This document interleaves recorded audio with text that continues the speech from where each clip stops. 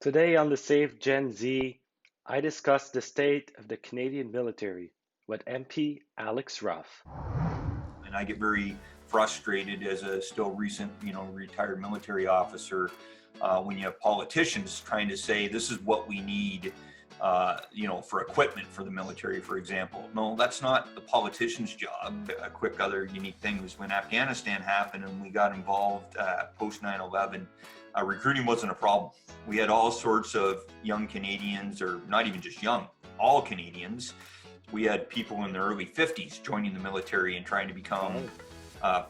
soldiers or even officers, in the early 2000s because they cared. They saw what happened with 9/11 and they wanted to be part of this global fight, against terrorism and to serve their country.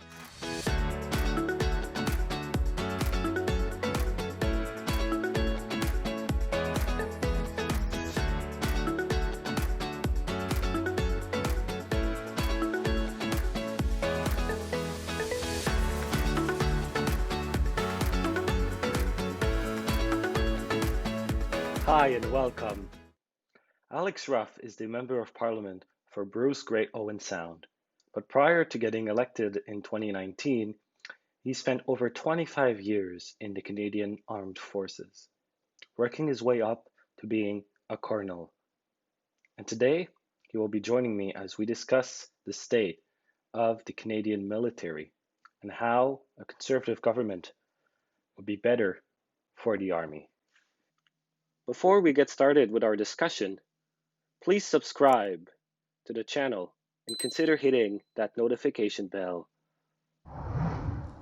So, Mr. Ruff, thank you so much for joining me today to discuss Canada's military. No, absolutely. As I said earlier, Eli, thanks for having me. So, how about we start off with you telling us a bit about who you are, your background, and why you got involved in politics? Great question. I'm a local farm boy here from the riding where I am in Bruce Grey Owen Sound, a small village of Terra. Grew up on a small farm with the eldest of five brothers. But joined the military right after high school. Went to the Royal Military College of Canada, which I graduated from in 1997 with an honors Bachelor's of Space Science degree, which I haven't used a whole lot. I'm an infantry officer by training. And so I did 25 years in the Canadian Armed Forces as an infantry officer. Spent time all over the country, predominantly posted in Petawawa, Gagetown, Kingston, and Ottawa over the time, with some stints in other locations. 6 operational deployments. First one was with the domestically here in Canada with the ice storm in early 1998. A couple tours in Bosnia in the late 90s and early 2000s. And actually over there during 9/11 in 2001. Fascinating day and very memorable when that tragedy occurred under NATO. 2 tours in Afghanistan, including a combat mission in 2007 as a combat team commander. And then my latest deployment was in Iraq in 2018 as the part of the ministerial liaison team under the coalition-led combined joint task force with the ministerial liaison team advising the Iraqi Ministry of Interior, Ministry of Defense on how to sort of do strategic planning, logistics, finance management, and long-term planning. So some fascinating experiences. A lot of time in our operational command here in Canada, both on the plans and training side for all our forces. So I got a bit of a broad background from training to operations to planning across my military career. I guess the reason I got involved in politics, it was for a number of reasons. One, I've always served in the military, whatever government's in power. It didn't really matter. It's not necessarily a partisan thing. However, I'm a true fiscal conservative, and so I don't like seeing money spent that we don't have. I have a 6-year-old daughter, almost 7, that I'm concerned about her future. And at the same time, the biggest thing that lately drove me to it was a way to continue to serve the challenge, but standing up for rural Canada. I've noticed time and time again that we have policies coming out of Ottawa, regardless of the stripe of government, that sometimes tend to focus more on the major urban centers, and I feel that rural Canada hasn't had a voice. So that was one of the overall urging things, and as well, it was to get home. I'm a farm boy. I'm a rural Canadian, and and the job in the military was getting stuck kind of behind a computer more and more, and in meeting after meeting. So I really enjoyed the year last year in 2019, because I was spending a lot of time out talking to people and interacting with people across the riding, and being home was just a great opportunity, and standing up for farmers in particular. And so I really enjoyed it. So the last few months being sort of locked down and not being able to meet people was sort of said, hey, this is why I got out of the military, and why I wanted to get into politics. There's a number of other reasons, but those are the sort of the key points. Yeah, for sure. How would you describe the current state of the Canadian military under Prime Minister Justin Trudeau? Well, see, that's sort of a bit of a loaded question, right? To me, the military works for the government, right? It's not under Prime Minister Trudeau. I'm more the military itself. The department, does have that political connotations in the minister himself, Mr. Sajan. However, I've actually thought that there's a few things that they've done that's been all right. Strong, secure, engage is an interesting document. I actually think it's likely one of the best documents we've had in decades. I am biased, not that I had my fingerprints on the actual drafting of that document, but I have good friends that were. And what I like about the document and the updated policy, it's not perfect, but it actually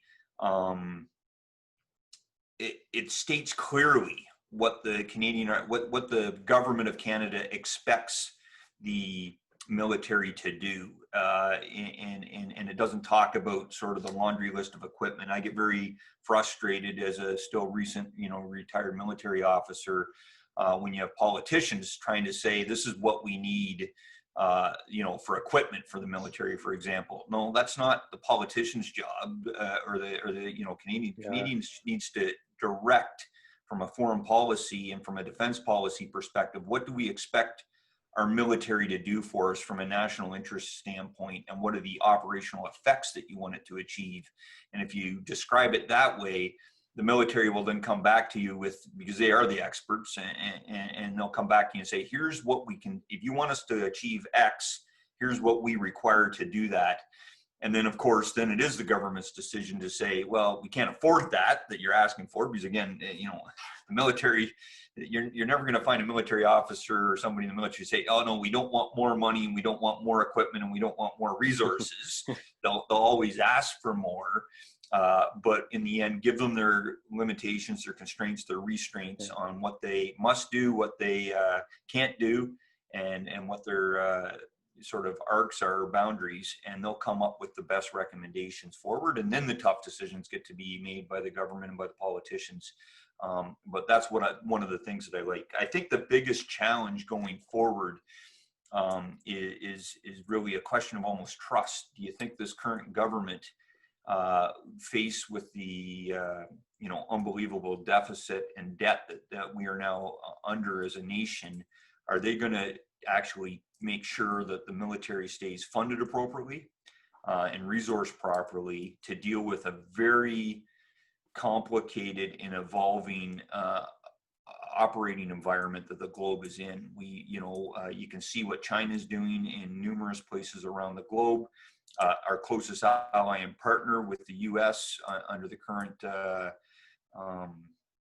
leadership has pulled the U.S. back from a lot of their traditional roles as sort of the superpower. And so as they do that, it will actually put increased pressure on us as Canadians and as a country, as Canada, to actually do more. So the big challenge of a future, the current government or a future conservative government is how do we balance that, in making that, because unfortunately with the military, it is one of those things that most Canadians aren't paying, close attention to on a daily basis. It costs a lot to have a effective military, and one of the key issues that's the difference, and that I've been spending decades sort of trying to explain to everyday Canadians, is your military, although you want it to be efficient, it needs to be effective primarily. And there's a key difference between effectiveness and efficiency, and it becomes even more difficult sometimes when you try to explain it en français, parce que c'est le même mot en français la plupart du temps avec efficiency or effectiveness, so it's hard to explain that to just Canadians sometimes. But the key is your military needs to have a level of redundancy in order to be effective, because you are in the business that things get broken. The bad guys get evoked, and so you do need to have extra capacity within the Canadian Armed Forces. For sure. You mentioned the big deficit, and right now Canada is not currently meeting the 2% GDP military spending target put forward by NATO. But given this $343 billion deficit and now $1.2 trillion of debt by the Trudeau government, do you think Canada should still commit to meeting this target? Absolutely, right? It's from the things. We're not going to get there overnight. It's going to take us time. One of the key things that we need to look at, and I've been trying to get answers to, is NATO is 30 some countries that are contributing to it. Not every country calculates it 100% the same way. There's a formula, but because certain militaries or certain countries organize their military and how they determine their contribution to GDP, it varies. So it'll be interesting. Some have, like the Italians, they have their Carabinieri, it's a paramilitary police force. I'm pretty sure it falls under their NATO contribution. Some have their pensions and stuff fit in there. So I think one of the key things that need to be done, and you can't really solve it because it's how it gets determined, but make sure we're comparing apples and apples and not apples with apricots or oranges. And so that's one of the challenges, but you're 100% right. It is going to be a struggle to get there as quickly as I'd like to see under a conservative government. But it is something we need to actually, I still think, move forward, because as I just mentioned, the U.S. is, unless they do a reversal of course here in the fall, and whoever then, if the current president stays or there's a new president that commits more, it'll be interesting to see how they fund. Now, the one interesting thing about the economic downturn that's come with COVID is it drives our GDP down. So if we don't change our actual current budgets within the Department of National Defense, our position or proportion of GDP, it's going to go up no matter what, because their GDP total's gone down if they keep the same funding. So, but I absolutely believe we still need to work towards that. All right, and the Conservative Party I believe they still also want to join the NORAD anti-ballistic missile program. Do you think this is a good idea? And can you explain what this program really is and why Canada joining it would be a good thing? Well, so I'm not the expert on it. I do have background, having spent in my previous job working a fair bit with NORAD and US Northcom. So I do think we should join it. Because if you, and I got to be careful because of some of the information that that I've obtained, I guess, over the years in my military uniform that is of classified nature that I can't, speak to. But my belief is that with other nations out there that are constantly, trying to upgrade and develop their own intercontinental ballistic capability, us having that defense and tied closely with our biggest ally and partner is vital. And again, it's not about our traditional necessarily peer enemies, or not enemies, but potential opponents, or somebody that should a conflict occur against one of the bigger nations. It's actually against those new upcoming sort of rogue nations that have that potential to garner that capacity where this is really truly valuable. So do I think we should be part of it? Yes, we are. And I guess the way to explain it to the average Canadian is that it goes back to that we are committed under NORAD with the U.S. to, and it's one of the roles of the Canadian Armed Forces, like 3 roles of the Canadian Armed Forces, to paraphrase, is our own, protect our own sovereignty, 2, defend North America, and 3, contribute to international peace and security. Broad brush, those are the 3 roles of the Canadian Armed Forces. So number 2, in order to protect North America, we have under our NORAD agreements that interlinked defense of the continent, which is very much based upon our air capabilities and our naval capabilities more than our land or army capabilities when it comes to that, because that isn't where the real threat is as a continent. So if we're not interlinked and our systems don't talk and we're not contributing to part of it and we don't have those agreements in place, it makes it very difficult for us to properly defend something as large as North America. For sure. So recruitment rates in the Canadian military are dropping, as Canadian youth don't seem to be as interested in serving as in the army as maybe other generations before them were. So what should be done to encourage or incentivize youth to join the forces? Well, there's all sorts of things that can be done, and again, I'd actually maybe disagree with you. Unless you got current statistics, my understanding, our numbers actually haven't been dropping that much or been that difficult with the recruiting side of the house. Certain occupations and trades have more difficulties recruiting than others. One of the bigger challenges is retention. And it's something I've been fighting, against or speaking out against while in uniform for years. Is we're sometimes bad within the recruiting system of going in cycles, right? As demand changes, as mission changes, as size increases of the Canadian Armed Forces or decreases based on numerous factors.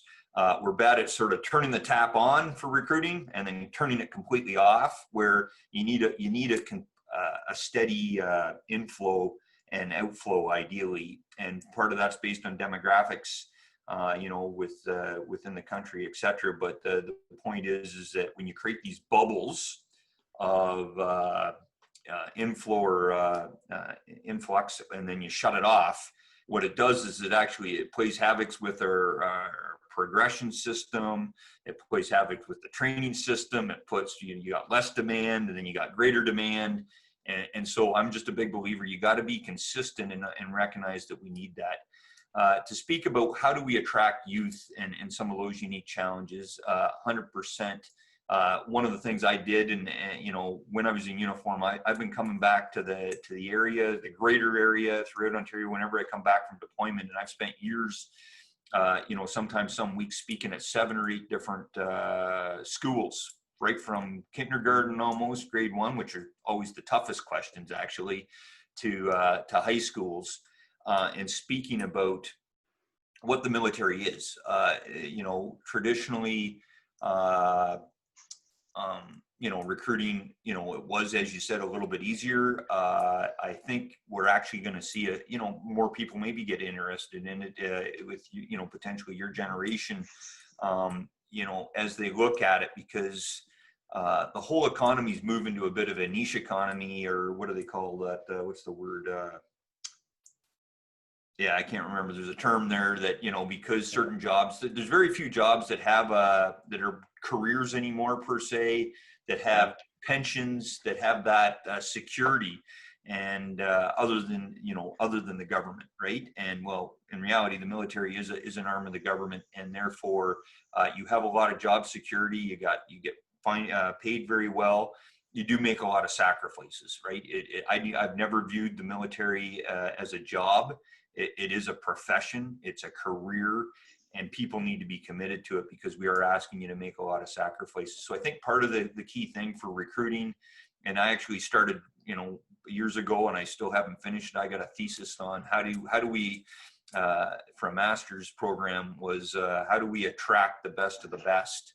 And one of the debates and my primary point that I was putting forth in that thesis was to say we actually need to put our best officers and NCOs into our recruiting system so that they're out there and they're thinking outside the box, because right now we are facing a unique challenge in in Western society, but in particular in Canada, due to those other challenges that I talked about, demographics wise, with the baby boomer generation retiring.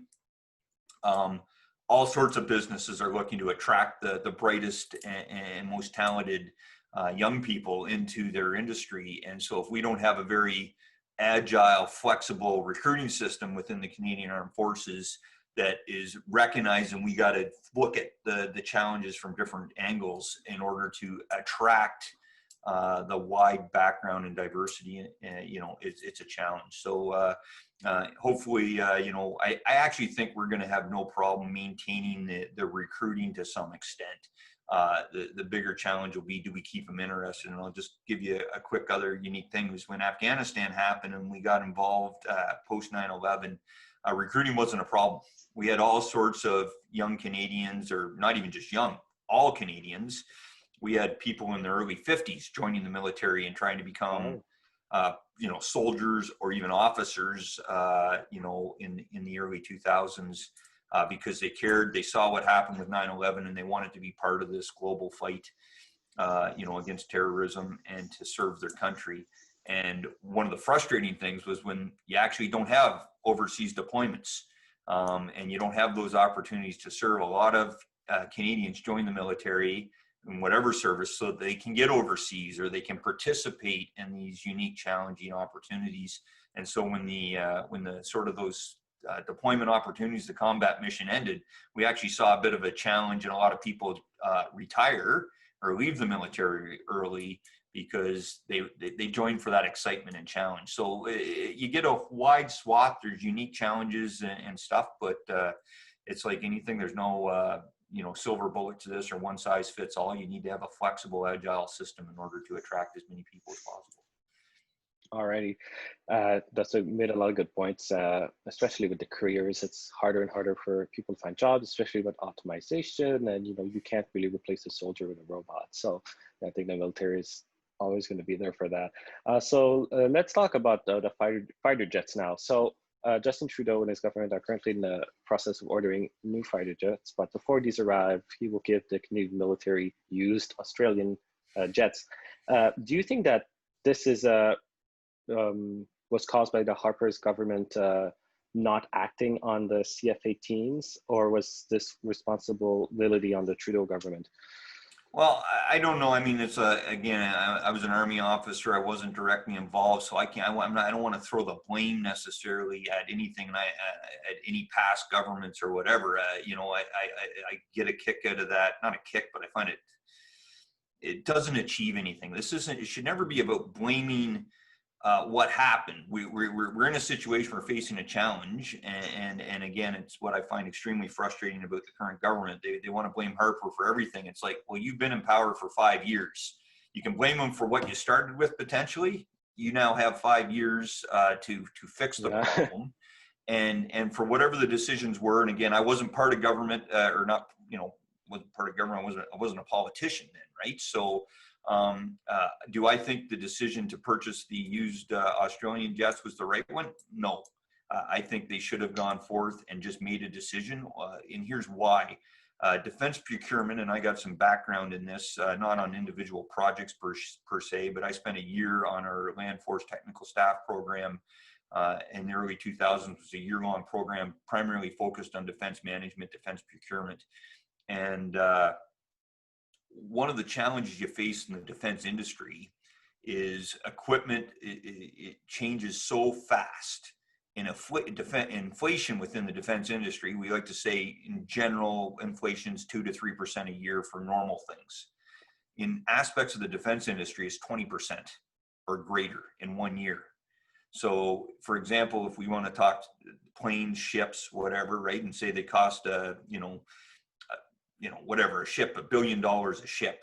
Well, if you have 10 billion set aside for that program to buy 10 ships, but then you delay the project by 1 year and the inflation on that ship has gone up 20%, well, the next year you can only buy 8 of them.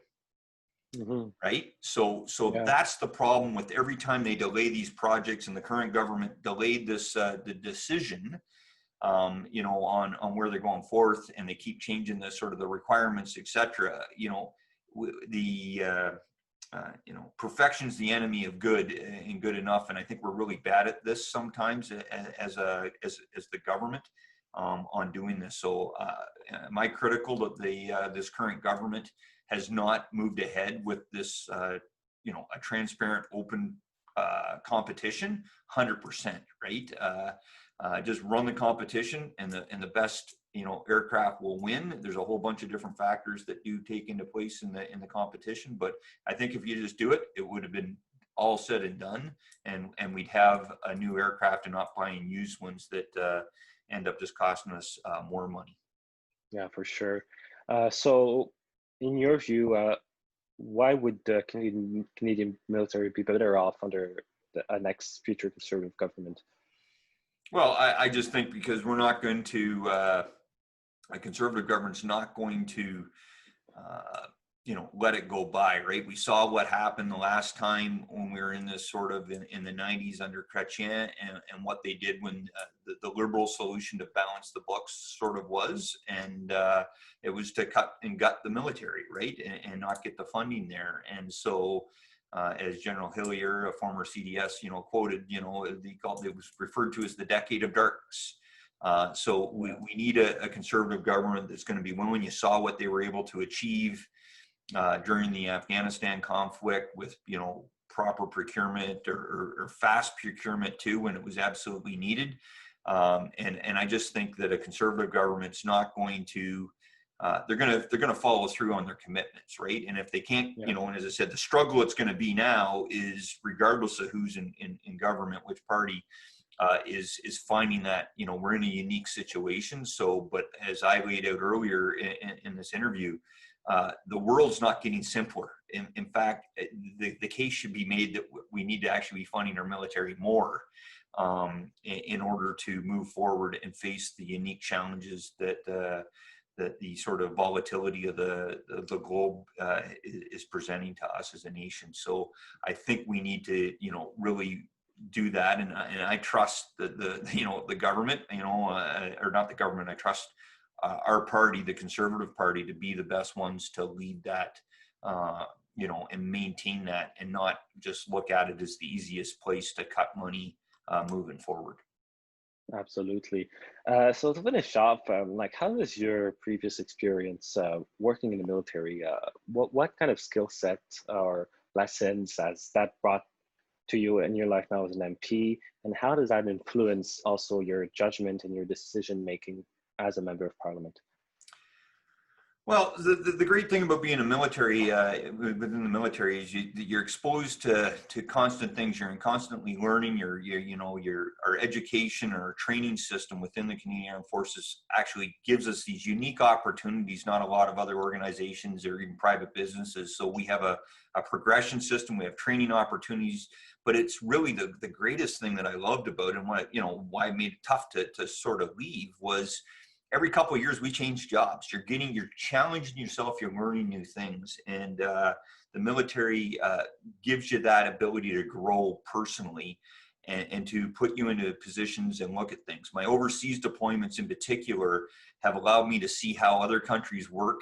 It's allowed me to work at all levels of government. I started out on my first deployments as a platoon commander. I was working a lot at that municipal level in other countries, working with, but not only just with the local political authorities and local militaries, but with non-government organizations that were functioning in that, whether they be UN, Médecins Sans Frontières, Red Cross, whoever, we'd interact. As I moved sort of up in rank and the different deployments changed. In Afghanistan on my first tour, I was dealing with district leaders, really almost provincial counterparts in certain areas, and you're getting exposed, and you're working in a bigger working with international allies and partners, and trying to understand the complexities that come with when you work with different countries. And then my latest job, as I was telling you, it was working at that ministerial level and trying to fix a nation's way that they deal with everything from long-term strategic planning. How do they solve their procurement challenges? But you're dealing with heads of missions, ambassadors, etc. And then the other thing the military does extremely well is our planning and training that we go through, from making us look at a problem set and go, what are all the factors? There's rarely anything that's black and white. There's always different factors that you need to take. And more importantly, and this is bad, and I think all levels of politics right now, even in our country here in Canada, is sometimes politicians like to make decisions that may, look good for the next immediate election, but they may not be in the best interest for the whole nation long term, right? So they're making short-term solutions instead of long-term fixes. So you got to look at second and third order consequences before you jump sometimes. So it's prudent that you do your actual homework and you just don't talk, right? And again, I'm very critical of the current government sort of even dealing with this current crisis, from very good at announcing lots of good ideas, but they haven't done their homework before they're announcing it. And then it creates a lot more frustration on Canadians when they don't have the necessary programs, or the programs actually haven't been fully researched. They haven't, the current government, despite being minority, has done very little to reach out to the other opposition parties to actually get constructive feedback and criticism to make sure we develop these programs properly. And I mean, you can look at the current CERB challenges, is that, we've put forth a great proposal to actually allow Canadians to get back to work and not be punished for going back to work, and to get our economy on the recovery. And they don't seem interested in doing that. So I'm a big believer that, my military background and exposure has greatly helped that. But a lot of it actually comes from just growing up here in Bruce Grey, Owen Sound in rural Canada, and, from good family, hardworking roots that, personally, I'm not above any job, and the military taught me that very well. You as a leader need to be able to step forward and work and do anything you're asking any of your subordinates to do, or any Canadian to do. So I think that's what a lot of the Conservative MPs understand very clearly, that's because they come from very similar backgrounds. Yeah, for sure. Absolutely. And, you make a point at the whole CRB thing, but to me, it seems like we're a minority parliament. It's going to be an election soon. It's better to just give people money to do nothing. It's a good re-election strategy because there's too many people who will just take the check and vote Liberal. So I want to thank you, Mr. Ruff, for coming on today and speaking with me on this matter. We had a good talk, and you provided a lot of very important and useful information. So I'd like to thank you for doing that, and thank you for serving our country in the military and now in Parliament. Well, thanks so much, Eli. Final comment, just to go a little bit back to the military and the CAF and about your generation, is one of the things that I think a lot of students that I talk to as a closing remark, were actually shocked to understand that the military, just how broad, there's over 104, 105 different job opportunities within the Canadian Armed Forces, and where the big shortfalls are, and I don't have the current numbers, but from about 2 years ago now, what do you think some of the jobs that were most in demand in the Canadian Forces that were actually shortfall? What do we need? Just, if you don't mind guessing, just give me a couple. What jobs do you think we really need? Well, I would say not soldiers, not they're more administrative, maybe lawyers, maybe accountants. more on Yeah, that well, side, I not, would not, say. I don't know if we need him any lawyers. That's a good one. I've never heard them complain, but but you're right. Are some of our specialist trades? So you know what we're really short of? Social workers, dental Yeah, hygienists, right? So all these jobs, that are actually some people, assume aren't military. Those are the ones that we really need, and there was a high demand for, and I'm pretty sure it's still the same today. So what absolutely. I recommend anybody out there that's following you and watching your social media that is interested in joining the Canadian Armed Forces, or is just do your research, get onto their website, and take a peek, because there's some great jobs out there that aren't, the infantry soldier that I was, or a fighter pilot. If the job exists on civilian street, it pretty much exists within the military. Technicians, vehicle technicians, heavy equipment, huge demand, and we train them, we pay you well, and do stuff like that. So a There's a bit of lot a of great plug. benefits, a lot of great benefits, and you get like also a lot of discounts because there's all these businesses that have these special military discounts, and you get a good pension, and it's respectable title. So yeah, for sure, it's great. There's a lot of great opportunities in our military, that's for sure. I hope that you enjoyed our discussion. To learn more about Alex Ruff or career opportunities in the forces, check the links in the description. Make sure to subscribe if you haven't already, and like the video if you thought it was good. Thank you, and God bless you.